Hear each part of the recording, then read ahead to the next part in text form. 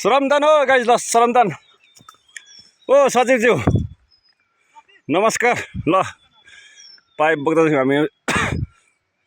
हाम्रो सिर्चाको पानीको लागि है गाइज सिट चाहिँ एउटै छ नि ल गाइज भात खाने चामलको पाइप बाटो अप्ठ्यारो नि अप्ठ्यारो छ नि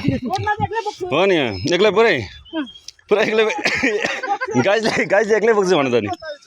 मार गाइजले बाटो अप्ठ्यारो छ हामी त्यो पहिला पर भित्रको सिँचाइको पानीको पाइप बोक्दाखेरि अनि एउटा बोक्नु नसक्ने हौ 90 को त्यसको वेट छ नि त यसको र यसको ओ केटा अनि आज पुगिन्छ माथि भगन जानु भिलेज